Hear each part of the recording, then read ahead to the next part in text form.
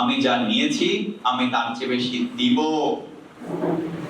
দেখুন, ব্যবহারিক মূল্য বেশি পে করতে হবে।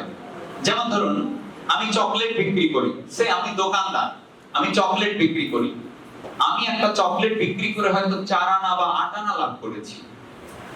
কিন্তু ওই যে বাচ্চাটা চকলেট কিনলো, ওই বাচ্চাটার ভিতরে আমি যে হ্যাপিনেস তৈরি করতে পারলাম, সেটা কিন্তু আমার নেয়ার চেয়ে বেশি দেয়া হলো। আমরা অনেকে বুঝি না নেয়ার চেয়ে বেশি কিভাবে দেব। আমি একটা মানুষকে জয়েন করালাম, একটা প্রোডাক্ট পারচেজ করলো, আমি এখান থেকে 500-700 টাকা প্রফিট পেলাম, কমিশন পেলাম, এবার আমি দেব কি করে? দেব তাহলে কি ও 700 টাকা মাল কেনার কারণে 700 টাকা পাইছে, ওকে কি আমি 800 দিয়ে দিব? হ্যালো, মানে একজনের মাল কিনেছে, আপনি সেখান থেকে 1000 লাভ করেছেন, নেয়ার চেয়ে বেশি দেওয়া মানে কি যে 1000 এর জায়গায় মনে হয় আমি 1100 টাকা দিয়ে দিব, তার মনে হয় সেটাই বলতে চাচ্ছেন। বিষয়টা কিন্তু তা নয়। ব্যবহারিক মূল্যটা বেশি পরিশোধ করতে হবে, ভ্যালু এড করতে হবে, ভ্যালু এড করতে হবে। যেমন ধরেন, আজকে ট্রেনিং এ আসতে যেতে আপনাদের যে খরচ হয়েছে, এই ট্রেনিং এর টিকিট পারচেজ করতে আপনাদের যে খরচ হয়েছে, আজকের এই ফর্মুলা কাজে লাগিয়ে আপনারা কোটিপতি হবেন, ধনী হবেন। হয়তো ট্রেনিং ডিপার্টমেন্ট আপনার কাছ থেকে নিয়েছে 100 টাকা রেজিস্ট্রেশন চার্জ কি টিকিট ভ্যালু, কিন্তু আপনাকে আজকে এই সেশনের মাধ্যমে যা দিচ্ছে তার ব্যবহারিক মূল্য এর চেয়ে 1000 গুণ, কোটি গুণ বেশি। এটাকে বলা হয় নেয়ার চেয়ে বেশি দেওয়া। দেখেন, এখানে একটা ব্যাপার আছে, আমি আপনাদেরকে একটা সহজ উদাহরণ দিই। কোন একটা আর্ট, সভ্য সমাজে সেই আর্ট তার মূল্য ধরেন $1 মিলিয়ন, কিন্তু আদিবাসীদের কাছে ওটার কোনো মূল্য নেই। আদিবাসীদের কাছে ওটার কোনো মূল্য নেই। সে ধরছি এই আর্টটার ভ্যালু 1 মিলিয়ন টাকা। 1 মিলিয়ন টাকা, 1 মিলিয়ন মানে কত টাকা? 10 লাখ টাকা। কিন্তু আদিবাসীদের কাছে এর কোনো মূল্যই নেই, কারণ এর মূল্য ওরা বোঝে না। কিন্তু আপনি কি করলেন? বিক্রয় কর্মী হিসাবে খুবই দক্ষ, আপনি ভম চম বুঝিয়ে ওই 10 লাখ টাকার আর্টটাকে আপনি মাত্র 50,000 এ বেচলেন। বাদ দেন 50,000 না, মাত্র 5,000 এ বেচলেন। ওটার দাম আসলে কত? ওটার দাম আসলে কত? 10 লাখ, কিন্তু বেচছেন কত? 5,000। সভ্য সমাজে ওটার দাম 50 লাখ, কিন্তু আদিবাসীর কাছে বেচছেন মাত্র 5,000। তাহলে আপনি তাদেরকে ঠকালেন, প্রতারণা করলেন, কারণ তাদের ওটা প্রয়োজন না। আপনি ধনী হতে পারবেন না। ধনী হওয়ার রাস্তাটাই হচ্ছে আমি একজন ব্যক্তির কাছ থেকে যা নিব তার চেয়ে বেশি দেব। অথবা আপনি কি করলেন? ওই আর্টটা তাদেরকে দিয়ে তাদের কাছ থেকে কিছু পশম নিয়ে আসলেন, অথচ পশমটা তার দরকার ছিল, পশমটা তার দরকার ছিল।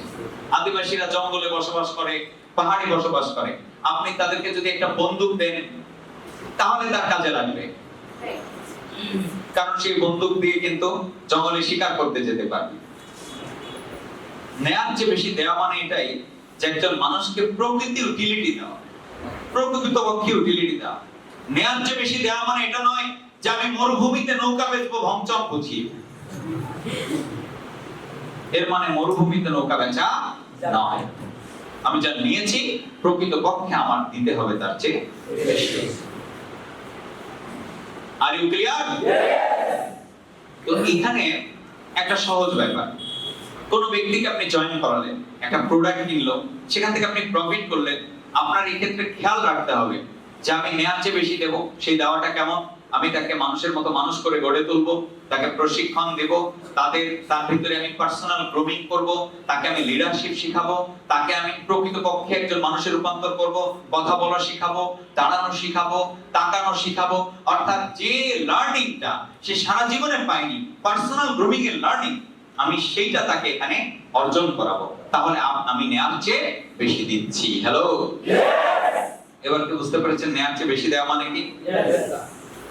প্রতিটা লেনদেন হতে হবে উভয় পাক্ষিক লাভের দিক বিবেচনা। উভয় পাক্ষিক লাভের দিক বিবেচনায়, অর্থাৎ আমিও লাভবান হব, সেও লাভবান হবে। এটা এমন নয় যে আমি শুধু লাভবান হব, তার লাভ কি হলো আমি সেটা দেখছি না, এটা নয়। তাকে লাভবান বানাবো, আমিও লাভবান হব। যেটা যার প্রয়োজন তাকে সেটা দেয়া, প্রতারণা না করা। যেটা যার প্রয়োজন, ভাত খেতে পারে না ঠিক মতো, আপনি তাকে মরিঙ্গা ধরাই দিচ্ছেন। ঠিক মতো ভাত খেতে পারে না, তাকে মরিঙ্গা ধরাই দিচ্ছেন। এটা কি সততা নাকি প্রতারণা? অবশ্যই প্রতারণা।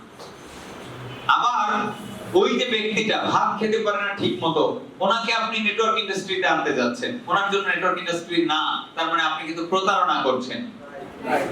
আর ক্লিয়ার? কেন?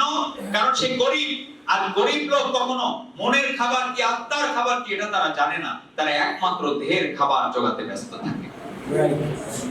সারাদিন কি বাজার করবে, কি খাবে, মন কোনটা ভালো চায়। দেখেন যারা ধনী ব্যক্তি, ওদের না একটু মেঠো পথে হেঁটে হেঁটে জীবনকে উপভোগ করতে ভালো লাগে, নদীর কলতান শুনতে ভালো লাগে, নদীর পাশে কি ঝিরঝির বাতাস উপভোগ করতে ভালো লাগে, পড়ন্ত সূর্য দেখতে ভালো লাগে, আর উদিত সূর্য দেখতে ভালো লাগে, কুয়াশাচ্ছন্ন পরিবেশ ভালো লাগে, সফট মিউজিকে কার ড্রাইভ করতে ভালো লাগে। কিন্তু গরিবদের এসব কিছুই ভালো লাগে না। জ্যোৎস্না দেখতে ভালো লাগে, ওয়াও আজকে কি জ্যোৎস্না অসাধারণ। এটা কারা? যাদের মনের খাবার দেয়, আত্মার খাবার দেয়। গরিব লোক জ্যোৎস্না চাঁদ উঠছে তো কি হইছে, এবার কি দেখা না। আপনি তাদের কাছে গিয়ে গ্রামগঞ্জে হাঁটবেন আর বলবেন ওয়াও কি সুন্দর পরিবেশ। ও কি বলবো জানেন? তোরে কয়দিন যদি যে বাইন্দা রেখে ফেলে তুই বুঝবি কি সুন্দর পরিবেশ। নদীর কলতান, ছলছল ঢেউ, আপনি বলছেন ওয়াও। গরিব লোক বলবে ওয়াও কি, ওয়াও এর কি? কারণ এগুলো দেখার চোখ ওদের নাই, ও শুধু খাইতে চায়। খাবার নিয়ে আসবেন, এই তো আসল খাবার, আমি দিতেই চাই। তাদের কাছে ভালো পরিবেশ পছন্দ না, এবং তাদের ব্রেনেই আসে না যে মানুষ এক জায়গা থেকে আরেক জায়গায় দেখতে গিয়ে লাখ লাখ টাকা খরচ করে। ব্রেনেই আসে না তাদের। আরে 1 লাখ টাকা খরচ করে ওই দেশে দেখতে গেছে, ঘুরতে গেছে, 1 লাখ টাকা হলে তো আমার বাড়ির কতগুলো ফার্নিচার হয়ে যেত। হায় হায়। কোম্পানি যদি বলে ট্যুর, হ্যাঁ, ও যদি কোনোভাবে রাইট গ্রোথে না থাকে, ধীরে ধীরে ধীরে ধীরে একটা পদ অর্জন করছে কোন মতে, এবং দারিদ্রতার চিন্তা, ও চিন্তা করে কক্সবাজার না যে কোম্পানি থেকে 4000 নেওয়াই ভালো। 4000 এ অনেক কিছুই হবে, কক্সবাজার গিয়ে আমি কি পাবো। অর্থাৎ সে মনের খাবার দিতে পারেও না, চায়ও না, দেওর খাবার নিয়ে ব্যস্ত। Are you clear? যেমন আপনার ধনী হওয়ার চতুর্থ স্টেজ, সেটা হচ্ছে কৃতজ্ঞতা। সেটা কি? কৃতজ্ঞতা। দেখেন আমি দিল থেকে কৃতজ্ঞ কখন হচ্ছি, যখন কোনো কিছু নিয়ে আমি হ্যাপি, স্যাটিসফাইড, সন্তুষ্ট, তখন আমি কৃতজ্ঞতা স্বীকার করছি। Right or wrong? দেখুন ধনী হওয়ার ক্ষেত্রে অন্যতম একটা স্টেজ হচ্ছে এই কৃতজ্ঞতা, আর ম্যাক্সিমাম মানুষই তার বর্তমান পজিশন নিয়ে কৃতজ্ঞতা স্বীকার করতে পারে না। ওই যে একটু বললাম না শুকরিয়া, তো এই শুকরিয়াটা হচ্ছে আপনাকে ধন এনে দেবে, কিন্তু শুকরিয়াটা তো আমরা করতে পারি না। একটু খেয়াল করে দেখেন, শুকরিয়া আমাদের আসে না। আপনি বলবেন না আমি তো অনেক শুকরিয়া করি, না আসলে শুকরিয়া আসে না। আপনার বর্তমান পজিশনে যে 21 জয়েন করতে পেরেছে, আপনি কৃতজ্ঞ কিনা? আপনার দিলের কাছে প্রশ্ন করেন, আসলে হ্যাপি কিনা?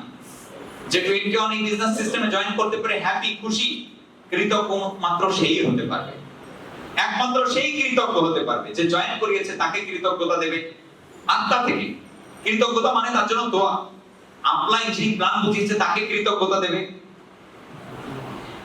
এই অফিসের পরিবেশ যিনি তৈরি করে দিয়েছে তার প্রতি কৃতজ্ঞ থাকবে।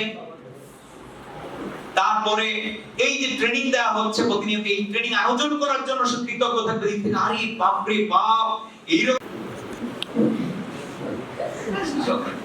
এর কোনো সুযোগই না তাদের কাছে, মানে সে তৃপ্ত না। তার কাছে মনে হচ্ছে এটা কেন মামুলি একটা জিনিস, কিন্তু গণ জিনিস, এ তো সবাই পায়। তার কাছে ফিল হচ্ছে না যে আমি একটা দামি জিনিস পেয়ে গেলাম, আমার জীবন পরিবর্তন করতে পারবে এই জিনিসটি। এটা তার কাছে অনুভব হচ্ছে না। কেন? কারণ সে সন্তুষ্ট না। অথচ ধনী হওয়ার এই স্টেজটা হচ্ছে কৃতজ্ঞ হতে হবে, আত্মা থেকে, দিল থেকে। যদি কৃতজ্ঞ হতে না পারেন, স্রষ্টার সাথে আপনার কানেকশন লস হয়ে যাবে। স্রষ্টাকে ধন্যবাদ জানান। সবকিছুর জন্য সবার আগে ক্রেডিট গোস টু অলমাইটি। আল্লাহর কাছে কৃতজ্ঞতা স্বীকার করা। এই যে বেঁচে আছেন, নিঃশ্বাস নিতে পারছেন, এটার জন্য কৃতজ্ঞ হন। অর্থাৎ whatever you are getting, you just have to be praiseful. কৃতজ্ঞ হন, থ্যাঙ্কসফুল হন। থ্যাঙ্কস দিতে শিখতে হবে। প্রত্যেক ক্রিয়ার সমান ও বিপরীত প্রতিক্রিয়া রয়েছে। প্রত্যেক ক্রিয়ার সমান ও বিপরীত প্রতিক্রিয়া রয়েছে। এটা কে বলছে? জ্যোতিষশাস্ত্র বলছে, প্রমাণিত সত্য। তা আপনি যখন অসন্তুষ্ট হচ্ছেন, অকৃতজ্ঞ হচ্ছেন, ওটার একটা সমান ও বিপরীত প্রতিক্রিয়া আছে। আপনি যখন সন্তুষ্ট হচ্ছেন, দিল থেকে শুকরিয়া করছেন, এটারও একটা সমান ও বিপরীত প্রতিক্রিয়া হ্যালো আছে। অতএব আপনার খেয়াল রাখতে হবে, আপনাকে সব সময় কৃতজ্ঞ হতে হবে। সকালে, সন্ধ্যায়, দুপুরে নয়, নিয়ম করে সারাদিন কৃতজ্ঞ হওয়া যায়। এই যেখানে এখানে বসতে পারছেন, কৃতজ্ঞ হন যে আপনাদের নিয়ে এরকম আয়োজন করা হয়েছে। স্রষ্টা আপনাকে আসার তৌফিক দিয়েছে, মানে এখানে আসতে পেরেছেন, এটা স্রষ্টার তৌফিক। অনেকে চিন্তা করছিল আসবো, তাও আসতে পারেন। আপনি এই ট্রেনিং থেকে কিছু নিতে পারছেন, কৃতজ্ঞ হন। কারণ অনেকে এখানে বসে থেকেও কিছু নিতে পারে না। এখানে অনেকে বসে থেকেও কিছু নিতে পারে না। এখানে অনেকে বসে থেকেও কিছু নিতে পারে না। উদাস, এই উদাস লোকজন নিশ্চিত থাকেন গরিব থাকবে। কারণ উদাসীনতা জীবনের জন্য সবচেয়ে বড় হুমকি। উদাস মানুষকে কখনো আমি ধনী হতে দেখি নাই। এই যে এখানে একটা কথা লেখা আছে দেখেন, indifference to life is the biggest threat to life. আমি যখন অনেক ফেমাস হব, তখন বাণী চিরন্তনীতে আমার এই বাণীটা লেখা হবে। এটি কিন্তু আমার বাণী, এটা কিন্তু আমার অনুভব। আমিও যখন বইটই লিখবো, আমার অনেক বাণী আছে, যে বাণীগুলো সেখানে থাকবে। কুটো হিসেবে মানুষ সার্চ করবে গুগলে। তো জীবনের প্রতি উদাসীনতা হচ্ছে জীবনের জন্য সবচেয়ে বড় হুমকি। জীবনের প্রতি উদাসীন কিছু মানুষ থাকবে সবসময়, জীবনের প্রতি উদাসীন। এই উদাসীন মানুষ কখনো কৃতজ্ঞ হতে পারে না, কারণ তাদের চিন্তার গভীরতা নেই। সে যে নিঃশ্বাস নিতে পারছে, এটাও যে স্রষ্টার একটি রহমত, ওইটা অনুভব করছে না। সে যে সুস্থ আছে, এটা সবচেয়ে বড় নিয়ামত স্রষ্টার। তারপরেও কৃতজ্ঞতা স্বীকার করতে পারবে না, ও অকৃতজ্ঞ হয়। মুসা নবীকে বলা হয় তেড়া নবী, কারণ উনি আল্লাহর সাথে কথা বলতেন, ঝগড়াও করতেন, নানান তীর্যক প্রশ্ন করে বসতেন। তো মুসা নবী আল্লাহর সাথে কথা বলতে গিয়েছেন একবার। আল্লাহকে বলছে, আল্লাহ, আমি যদি তুমি হতাম আর তুমি যদি আমি হতাম, তাহলে তুমি আমার কাছে কি চাইতা? হ্যাঁ, বুঝলেন কি ডেঞ্জারাস কোশ্চেন? তুমি যদি আমি হতাম আর আমি যদি তুমি হতাম, আমার কাছে তুমি কি চাইতা? বলে যে শোন, আমি তো সর্বশক্তিমান, আমি তো আল্লাহ, আমার সাথে তো তুলনা হয় না। তবে মানুষ হিসেবে তোদের আমার কাছে সবচেয়ে বড় চাওয়া থাকা উচিত, সেটা হচ্ছে তোর সুস্থতা। সবচেয়ে বড় প্রার্থনা উচিত তোর সুস্থতা। দেখেন, আমি যদি সুস্থ না থাকতাম, আপনাদের সামনে এত হেসে খেলে মজা করে ট্রেনিং করাতে পারতাম না? আপনি কি এখানে এসে বসতে পারতেন না? তাহলে সুস্থতা স্রষ্টার পক্ষ থেকে সবচেয়ে বড় নিয়ামত। এই নিয়ামতটি পাওয়ার পরেও আপনি কৃতজ্ঞ হচ্ছেন, স্রষ্টার সাথে আপনার বিচ্ছিন্নতা তৈরি হয়ে যাচ্ছে। আর ইউ ক্লিয়ার? 21 এর মতো নেটওয়ার্ক ইন্ডাস্ট্রির মতো, খালিদ এন্ড অ্যাসোসিয়েটস এর মতো এরকম একটা অর্গানাইজেশন পেয়েছেন। এই কোম্পানির মধ্যে এত সুন্দর একটা কোম্পানি পেয়েছেন, এত ইন্ডাস্ট্রি পৃথিবীতে, কিন্তু নেটওয়ার্ক ইন্ডাস্ট্রির মধ্যে একটা শৈল্পিক ইন্ডাস্ট্রি, মানে যেটার ভিতরে শিল্পের ব্যাপক চর্চা, যেখানে মানুষ হয়ে ওঠার প্রকৃত শিক্ষা দেওয়া হয়, এরকম একটা জায়গা পাইছেন। এইরকম সুন্দর পরিবেশ, সুন্দর একটা শহরে আপনি একটা সুন্দর অফিস পেয়েছেন, কাজ করার একটা পরিবেশ পেয়েছেন। কাজ করার পরিবেশ সবচেয়ে বড় সাপোর্ট। অনেকে ভাবে কি আমার মনে একটা প্ল্যান দেখাই দিলে মনে হয় সেটা বিরাট উপকার। খালিদ স্যার তো আমাদের কোনো উপকার করে না। উপকার যা করার একবারে হইছে মোগলেস স্যার, রানা স্যার, তাদের অবদান আমাদের জীবনে অনস্বীকার্য। ব্যাপক অবদান, ব্যাপক। কারণ ওরা প্ল্যান দেখাই দিয়েছে, আমি 600 টাকা পাইছি। কিন্তু ভাই এই যে পরিবেশটা তৈরি করা হলো, এটার কথা কি বলবো? এই যে পরিবেশ আপনারা পেয়েছেন, এরকম সুন্দর একটা অফিস আপনি পেয়েছেন, কাজ করার পরিবেশ, এই পরিবেশটাই যদি না থাকতো তাহলে মোগলেস স্যারই বা কেমনে প্ল্যান দেখাতো, শামীম স্যারই বা কেমনে প্ল্যান দেখাতো? কি রাইট অর না? এগুলো কি কৃতজ্ঞতা। আমি ম্যানেজমেন্টের প্রতি কৃতজ্ঞ, প্রায় স্বীকার করি, সবসময় করি, মন থেকে দোয়া করি। কেন? কারণ সত্যিকার অর্থে আমি তাদের প্রতি অনেক কৃতজ্ঞ। তারা এসে আমাকে নিজ হাতে কিছু করে দেয় নাই, অথচ পরোক্ষ যে উপকারটি দিয়েছে সেটি আমার জীবনের একটা বড় প্রাপ্তি। কিন্তু আমরা তো এগুলো দেখতে পাই না, চোখ লাগবে এগুলো দেখা। কৃতজ্ঞ যে হয় সে কিন্তু ভাবতে পারে, অর্থাৎ যার ভাবনা শক্তি স্ট্রং, কৃতজ্ঞ একমাত্র সেই হতে পারে। যার ভাবনা শক্তি স্ট্রং না, সে কিন্তু কৃতজ্ঞ হতে পারে না। দেখুন, ভালো একজন আপলাইন পেলে কৃতজ্ঞতা স্বীকার করতে হবে। কেন? কারণ আপনি যদি ভালো একজন আপলাইন, স্বপ্নবাজ আপলাইন না পেতেন, তাহলে সে আপলাইন কোনো কিছু চর্চা করতো না, আপনাদেরকে লার্নিং দেওয়ার চেষ্টা করতো না, স্বপ্ন দেখানোর চেষ্টা করতো না, যেমন তেমন করে থাকতেন। তারই গন্তব্য একটা, সে সবচেয়ে সামনে গাড়ি চালায়, সে চালায় 20 কিলোমিটার/আওয়ার গতিতে, আপনার গাড়ির গতি কত? 19 কিলোমিটার, 18 কিলোমিটার/আওয়ার। তারই কোনো গতি নেই, তা আপনার গতি থাকবে কেন? তারই কোনো স্বপ্ন নেই, তো আপনার স্বপ্ন থাকবে কেন? ক্লিয়ার না? ক্লিয়ার না? তো এই জন্য কৃতজ্ঞতা স্বীকার করতে গেলে একটু ডিপলি ভাবতে হবে। আমি যদি কোনো কাজে টাকা নষ্ট করি, তখন আল্লাহর কাছে শুকরিয়া জানাই, নষ্ট করছি তারপরে শুকরিয়া। কেন? কারণ আজকে আল্লাহর রহমত ছিল বলে আমি পয়সাটা খরচ করতে পারলাম। তার রহমত না থাকলে তো আমি আই করতে পারতাম। হ্যাঁ, কাজটা আমি ভালো করছি না, নষ্ট করছি, বাট তারপরেও আমি কৃতজ্ঞ, কারণ আল্লাহ আমাকে তৌফিকটা দিয়েছেন। কি বুঝাতে পারছি? তো ফ্যাক্ট হচ্ছে সব সময় কৃতজ্ঞ থাকতে হবে আল্লাহর কাছে সবচেয়ে প্রথমে সবকিছুর জন্য, এরপরে আলাদা আলাদা ভাবে ধন্যবাদ জ্ঞাপন করা, তার প্রতি একটা ভালো অনুভূতি রাখা, ব্যক্তির প্রতি ভালো অনুভূতি। ক্লিয়ার না? ক্লিয়ার না? পঞ্চম স্টেজ কি বললাম? সুনির্দিষ্ট মনোছবি। মনোছবি মানে কি? মনের ভিতরে একটা ছবি আঁকা। সুনির্দিষ্ট মানে কি? একদম নিখুঁত এবং নির্দিষ্ট। দেখুন, এখানে যারা আসছেন আজকে ট্রেনিং এ, যারা এই বিজনেস সিস্টেমে জয়েন করেছেন, কাজ করছেন, তো খেয়াল করে দেখেন তো আপনার ভিতরে কোনো চাওয়া আছে কিনা? সুনির্দিষ্ট চাওয়া। আপনি বলবেন আছে, চেঁচিয়ে বলবেন আছে। চেঁচিয়ে আছে বললেই থেকে যায় না। একটু খেয়াল করে দেখেন, আপনি আসলেই সুনির্দিষ্টভাবে জানেন না যে আপনি 20 সালে কি করতে যাচ্ছেন, 21 সালে আপনার কি হচ্ছে। সুনির্দিষ্ট চাওয়া বলতে কি জানেন? সুনির্দিষ্ট চাওয়া বলতে মনের গভীরে সেই জিনিসগুলোর একটা কল্পনা তৈরি করা। আপনি যে গাড়িটা চান, কয় বছরের মধ্যে চান, কোন গাড়িটা চান, একদম নির্দিষ্ট করে। আপনি একটা গাড়ি চান বললেই হলো না, গাড়ি 2 লাখ দামেরও আছে, 2 কোটি দামেরও আছে।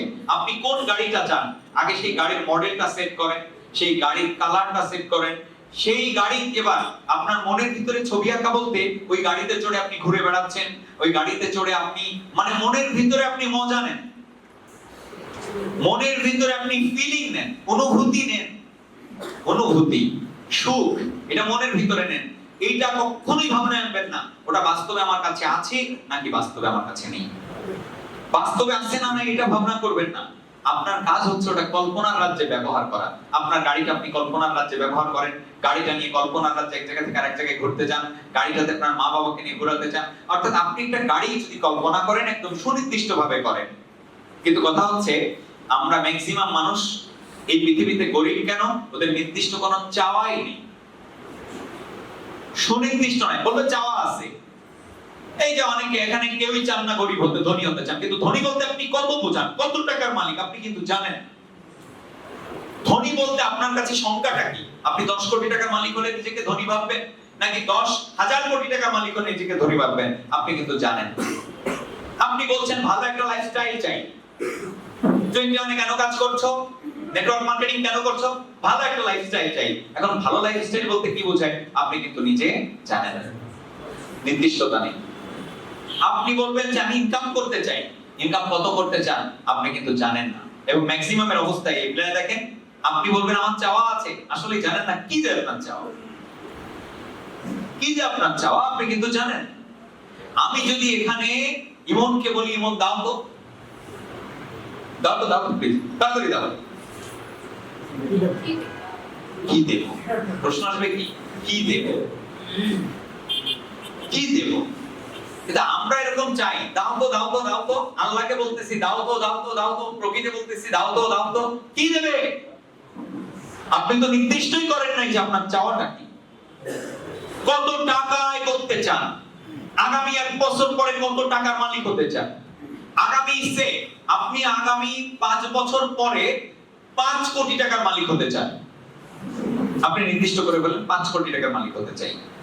আপনি কল্পনার রাজ্যে 5 কোটি টাকার মালিক হলে কি কি করবেন আপনি কল্পনা করে ফেলেন। আপনি একটা বাড়ি চান, কল্পনার রাজ্যে আমার বাড়িতে সুইমিং পুল থাকবে, আমার বাড়িতে এই যে বেডরুম থাকবে, আমার বাড়িতে চেস খেলার জন্য, ক্রাম খেলার জন্য, পুল খেলার জন্য একটা রুম থাকবে, জিমনেশিয়াম থাকবে, আমার বাড়ির ছাদের উপরে একটা সুন্দর কম্পাউন্ড থাকবে, মানে যেখানে বসতে পারবো, ফুল গাছ টাছ থাকবে, আমার বাড়ির আঙিনায় আমি পিকনিক করতে পারবো, এরকম একটা স্পেসও থাকবে, উঠান। মানে আপনি কল্পনার রাজ্যে এই জিনিসগুলো না অনুভব করবেন, সুখ নিবেন, এটাকে বলা হয় সুনির্দিষ্ট মনোছবি। দেখুন ম্যাক্সিমাম মানুষ ব্যর্থ হওয়ার কারণটাই এটা, এদের কোনো সুনির্দিষ্ট মনোছবি নেই।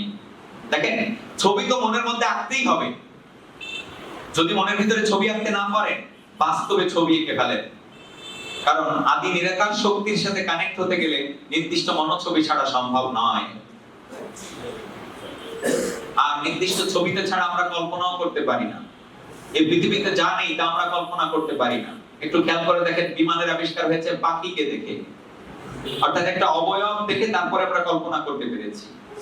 আজকে দুনিয়ায় যা কিছু আপনারা দেখছেন এটা কিন্তু কোনো না কোনো অবয়ব দেখে মানুষের মাথায় এটা আসছে আগে। এরকম হলে কেমন হয়? এই যে বইয়ের মতো ল্যাপটপ, বই দেখে আসছে। অর্থাৎ যা কিছুই মানুষের আজকে দেখতে পাচ্ছেন এই পৃথিবীর আবিষ্কার, এই সব কিছু কোনো না কোনো দৃশ্যমান অবয়ব দেখে মানুষ কল্পনা করছে। কোনো কিছু না দেখে কল্পনা করতে পারে না। আমাদের মনের এটা হচ্ছে অসামর্থ্য বলতে পারে। এই কারণেই তো পৃথিবীতে যে দেব দেবীর পূজার উদ্ভব হলো, কারণ ওরা আদি নিরাকার শক্তি আল্লাহ সেটা কিন্তু দেখতে পায় না, তাই ওরা একটা অবয়ব দিয়ে পূজা করে যাতে তারা বেশি রিয়েলাইজ করতে পারে যে এই রকম মনে হয় আল্লাহ। কিন্তু আল্লাহ তার অবয়ব কোনোদিন কাউকে দেখানো নাই, প্রকাশও করেন নাই। তিনি যে কেমন, মানুষের মতো না বাতাসের মতো না পানির মতো, কিচ্ছু বলে নাই আল্লাহ। আল্লাহ বলছেন নিরাকার।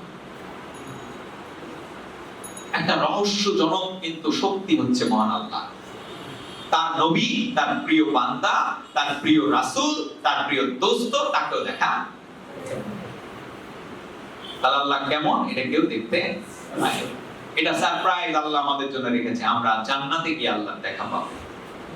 যার ইবাদত এতদিন করেছি, যিনি এই সমগ্র ব্রহ্মাণ্ড সৃষ্টি করেছেন, এই বিশাল আসমান সৃষ্টি করেছেন, এই বিশাল বিশাল সাইজের নক্ষত্র তারা এগুলো সৃষ্টি করেছেন, ওই আল্লাহ, ওই স্রষ্টাকে আল্লাহ দেখার সুযোগ দেবেন জান্নাতে যাওয়ার পর। আরে মানে সেদিনের ফিলিংসটা কেমন থাকবে? একটা অসাধারণ ফিলিংস না? তো যাও, সব সময় খেয়াল রাখবেন আপনার চাওয়াটা নির্দিষ্ট করা ছাড়া আপনি পাবেন না। তাই এতদিন পর্যন্ত এই সিস্টেমে যুক্ত হয়েছেন, কিন্তু চাওয়াটা যারা নির্দিষ্ট করতে পারেন আজকে থেকে চাওয়া নির্দিষ্ট করে ফেলেন। মানুষ যখন চাওয়া নির্দিষ্ট, আমি আমার টিম নিয়ে অ্যানালাইসিস করে দেখেছি একজনের ব্যবসা খুব দুর্বল থেকে খুব সবল হয়ে উঠছে, কারণ ওই সময়ে তার চাওয়াটা পরিষ্কার, ও কি চায়। এবং যার চাওয়াটা শর্ট টাইম, তার আবার কয়েকদিন পরে গতি কমেও যায়, ব্যাপক সেলস করছে এক মাস, তার পরের মাসে একেবারে জিরোতে নেমে আসছে। এর কারণ কি? তার চাওয়াটা ছিল ছোট, ওটা প্রাপ্তিতে যখনই রূপান্তর হয়েছে সে তখন কাজ করা বাদ দিয়ে দিয়েছে। বাট চাওয়াটা যদি অনেক বড় হতো, সে ওইটা পেতে গেলে কমপক্ষে তার 5 বছর পরিশ্রম করতে হতো, করতেই থাকতো আর সে ওটা পেয়ে যেত। এজন্য ছোট চাওয়া রাখলে খুবই লস তার জন্য। কেউ খুব মন প্রাণ দিয়ে মনের ভিতরে কল্পনায় আনলো আমার একটা বাইক চাই। কি বাইক? এফজেডএস ভার্সন 3, এর দাম 2.5 লাখ টাকা। এখন কোনো না কোনো ভাবে তার 2.5 লাখ আয় হয়ে গেল এবং সে বাইক একটা কিনে ফেললো। এবার তার বিজনেস স্লো হয়ে যাবে, কারণ তার চাওয়া খুব ছোট এবং সে সেটা পেয়ে গেছে। কিন্তু কেউ যদি কল্পনা করে আমার একটা বাড়ি লাগবে, এই বাড়িটা করতে কত খরচ হবে? 10 কোটি। এবার সে 10 কোটি আসার আগ পর্যন্ত পরিশ্রম করবে, প্রতিদিন তার সর্বোচ্চটা দেবে, কারণ তার চাওয়াটা আসলে অনেক বড়। সে বাড়িটা কেমন করবে সে কল্পনা করে ফেলেছে।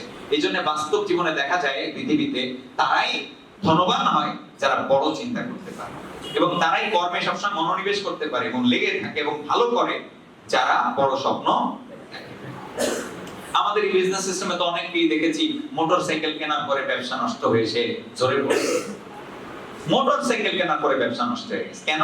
কারণ সে মোটরসাইকেলটা প্রচুর পরিমাণে কল্পনার রাজ্যে নিয়ে এসেছিল, আর মোটরসাইকেল যখন পেয়ে গেছে তার বড় চিন্তা না থাকার কারণে সে ঝরে পড়ছে, ব্যবসাটা করে ওই পর্যন্তই শেষ। ক্লিয়ার না? ক্লিয়ার না? সফলতার রাস্তা থেকে অনেকে ছিটকে পড়ে যায়। কার? তার স্বপ্ন ছিল একটা কার, একটা কোনো মতে গাড়ি হবে, তো 12 থেকে 15 লাখ টাকার একটা গাড়ি পেয়েই তার বিজনেস ছেড়ে দিয়েছে। মানে তার আর পারফরম্যান্স ঠিক নেই।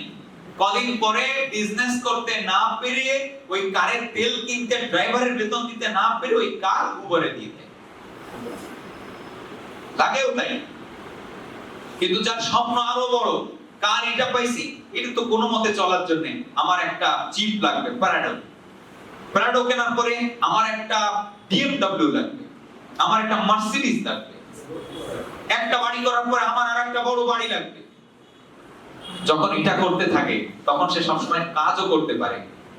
ক্লিয়ার না? ক্লিয়ার না?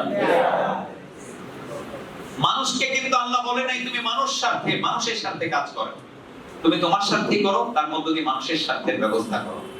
মানে স্বার্থপরতা, চরম স্বার্থপরতা, চরম পরার্থপরতা, দুইটাই হচ্ছে প্রকৃতি বিরুদ্ধ। পরম স্বার্থপরতা মানে আমি শুধু আমারই নিয়েই ভাবি, এটাও ক্ষতিকর। পরম পরার্থপরতা, আমি শুধু অন্যের ভালো নিয়ে ভাবি, এইটাও অন্যায়। তাহলে কি হতে হবে? আল্লাহ কিন্তু বলে নাই কোথাও তুমি পরের স্বার্থে নিজেরে বিলায় দাও, বলে নাই কোথাও। স্রষ্টা কিন্তু কাউকে বলে নাই, ইসলাম কিন্তু এটা বলছে না যে পরের স্বার্থে নিজেরে বিলায় দাও। বলছে তোমার স্বার্থ ঠিক রাখো যেন অন্যের স্বার্থ ঠিক রেখে হয়। তা তুমি ধনী হও অন্যের স্বার্থ ঠিক রেখে। ক্লিয়ার না? ক্লিয়ার না? এই জন্য আমাদের মনোছবিটা আজকে থেকে স্পষ্ট করতে হবে। আমি আবারও বলছি, ট্রেনিং কিন্তু প্রয়োগী, কোন তত্ত্বীয় ট্রেনিং না যে মুখস্থ করে চলে যাবেন। আজকে থেকে নির্দিষ্ট করে ফেলেন আমি ডিসেম্বরে কি চাই, জানুয়ারিতে কি চাই, আগামী 21 সালের জুনের মধ্যে কি চাই, 21 সালের ডিসেম্বরের ভিতরে কি চাই, আগামী 22 সালে কি চাই, আগামী 23 সালে কি চাই, আগামী 25 সাল কি চাই। অন্ততপক্ষে 5 বছরের মনোছবিটা স্পষ্ট করতে হবে আপনার, 5 বছর স্পষ্ট। আচ্ছা, আপনার কাছে একটা মেসেজ আসলো আপনার মোবাইলে, কি লেখা পড়েন আপনারা?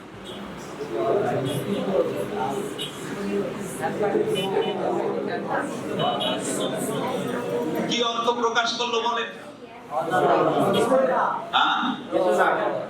কোন অর্থই প্রকাশ করেনি, হযবর ল। ঠিক তদ্রূপ আপনারা যদি প্রকৃত পক্ষে একটা সুস্পষ্ট মনোছবি তৈরি না করেন, প্রকৃতির কাছে এবং আল্লাহর কাছে এরকম একটা মেসেজ যাচ্ছে যা আল্লাহ নিজেই বুঝতে পারতেছে না। দেবে কি করে? প্রকৃতি নিজেই বুঝতে পারতেছে না।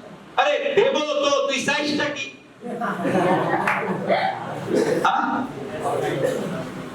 আল্লাহ আমারে ধনী বানাও। ধনী বলতে তুই কি বুঝিস?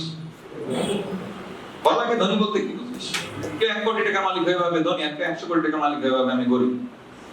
তুই ধনী বলতে কি বুঝিস? আল্লাহ যদি এটাই না বোঝে আপনার কেমনে দেবে? কোন প্রকৃতি আপনাকে কেমনে দেবে?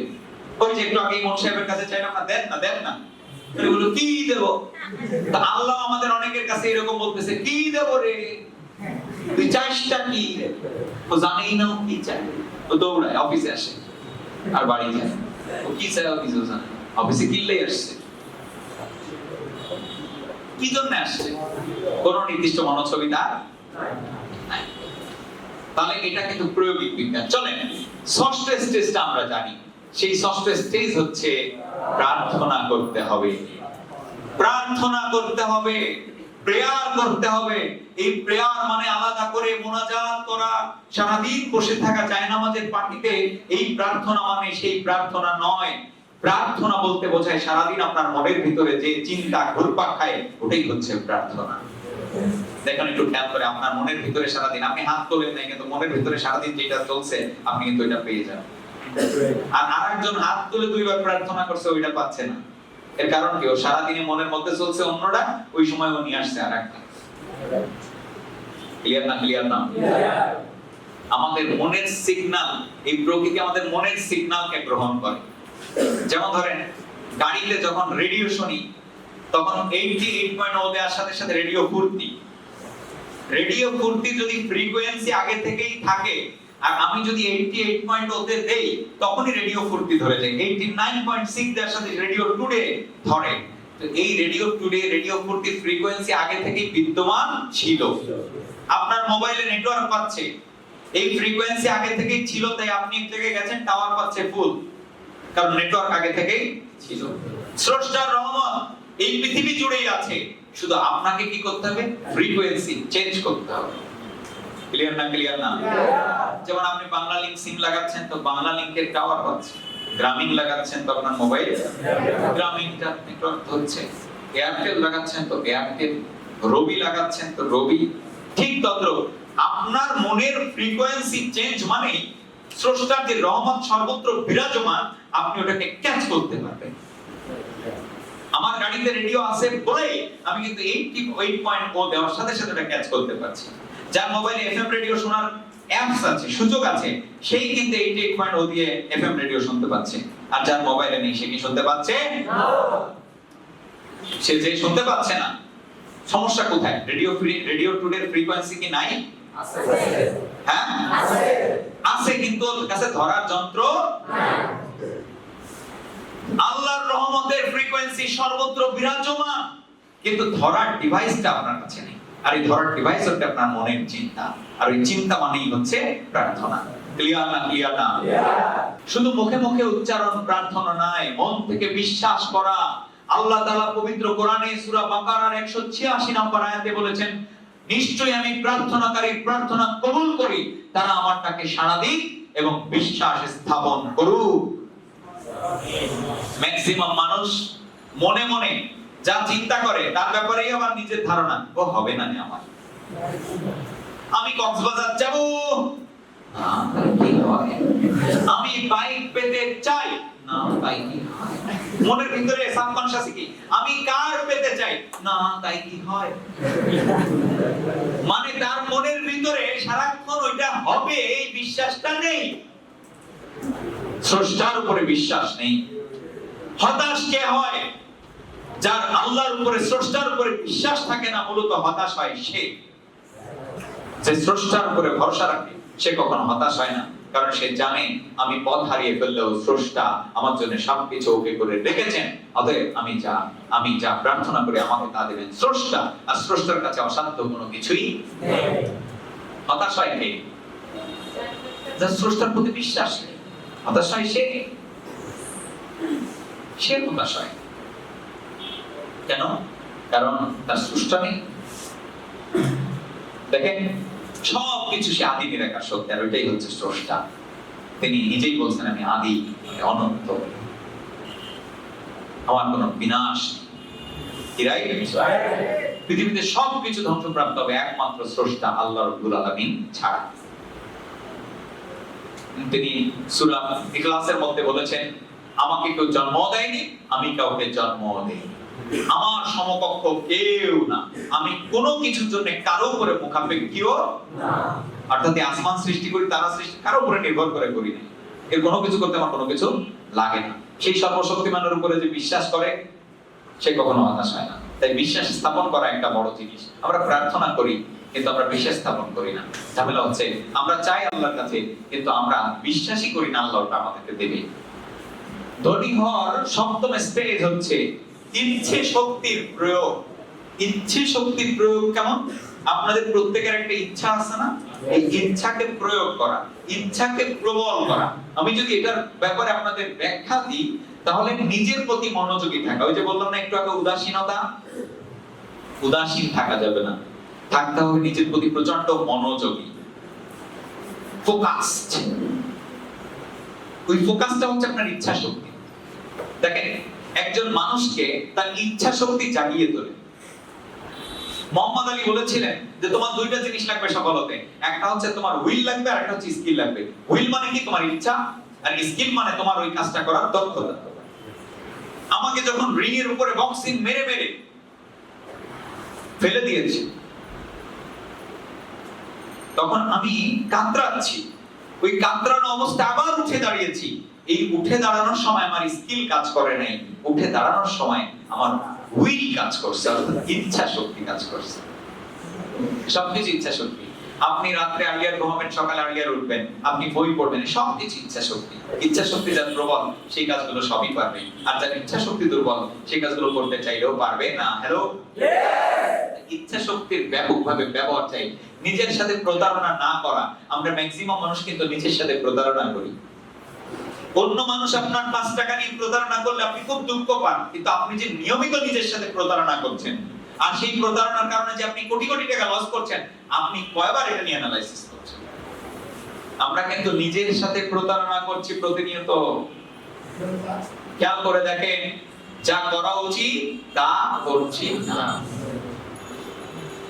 সময় নষ্ট করে ফেলাচ্ছি, নিজের সাথে প্রতারণা।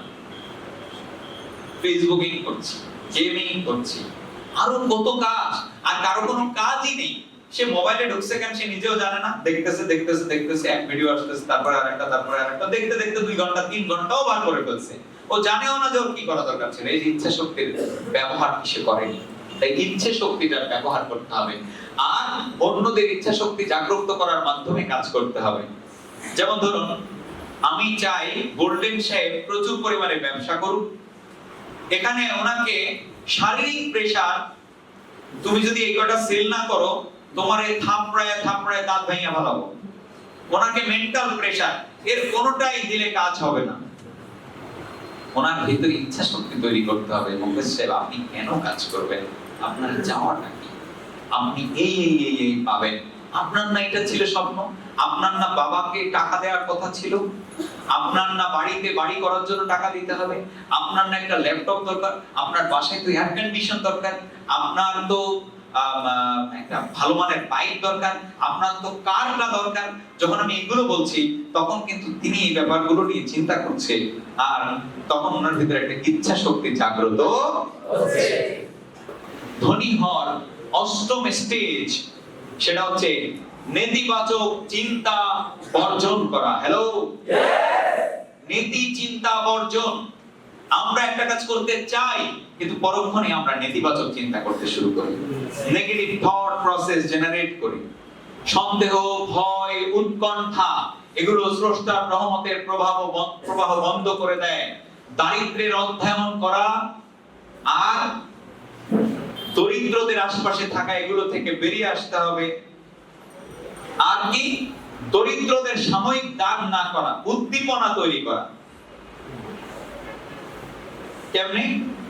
আমি আজকে একটা গরিব লোককে গিয়ে 5000 টাকা দিলাম, সে 1 মাস সংসার চালিয়ে খেয়ে বসে থাকে, 5000 টাকা লাভ কি হলো? এটা কোনো হেল্প নয়। এই হেল্প করতে লোককে যাবেন না, তাহলে আপনি নিজে গরিব হয়ে যাবেন। কারণ বোঝেন নাই, এই লাইটটা জ্বলছে, এই লাইটের পাওয়ার বেশি, তাই এই লাইটের আশপাশে যারা আছে তারা কিন্তু এই লাইটের তাপ পাচ্ছে। ঠিক? এই ফ্যানের নিচে যারা বসে আছে তারা সবচেয়ে বেশি ফ্যানের বাতাস পাচ্ছে, আশপাশে একটু একটু ছড়াচ্ছে। রাইট? তার মানে আপনি যার পাশে থাকবেন আপনি সেরকম হবেন। ধনীর আশপাশে ঘোরাফেরা করলে ধনী হবেন, গরিবের আশপাশে ঘোরাফেরা করলে আপনি গরিব হবেন। তাই আপনাকে ধনী যারা তাদের আশপাশে ঘোরাফেরা করতে হবে, তাদের অবজার্ভ করতে হবে। গরিবদের আমি কি করি, না খেয়ে মারা যাচ্ছে, আপনার এই সহানুভূতির দরকার নেই। 5000 টাকা একজনকে দিলেন, ওই 5,000 টাকা সে খেয়ে বসে থাকবে। সবচেয়ে বেশি গরিবদের যেটা দরকার সেটা হচ্ছে তাদের ভিতরে উদ্দীপনার সঞ্চার করা দরকার, তাদের কেমন ভাবে উদ্দীপিত করা দরকার, ওই যেন গরিব থেকে ধনী হওয়ার স্বপ্ন দেখে। ওই 500 টাকা, 1000 টাকা, 5000 টাকা, 50,000 টাকা দিয়ে হেল্প করলে কখনো গরিবকে হেল্প করা যায় না। এটা প্রকৃত হেল্প না। প্রকৃত হেল্প তার ভিতরে সম্পদ, মন হচ্ছে সবচেয়ে বড় সম্পদ। এইটাকে কাজে লাগাতে সহযোগিতা করা। দেখেন নীতি চিন্তা কেমন। করোনা সবার হচ্ছে, এর মধ্যে আমি সারাক্ষণ কি চিন্তা করছি, আমার হবে না ইনশাআল্লাহ। আর যদি আমার হয়ও তাও আল্লাহ ভালোর জন্য দিবেন। আমি চিন্তা করছি সারাক্ষণ এটা। ফলে আমি করোনাকে ভয় পাই। অনেকে করোনার ভয়ে ঘর থেকে বেরোয় না, বাড়ি থেকে বেরোয় না, আরেকজনের সাথে কথা বলতে গেলে দূরে যাও, দূরে যাও।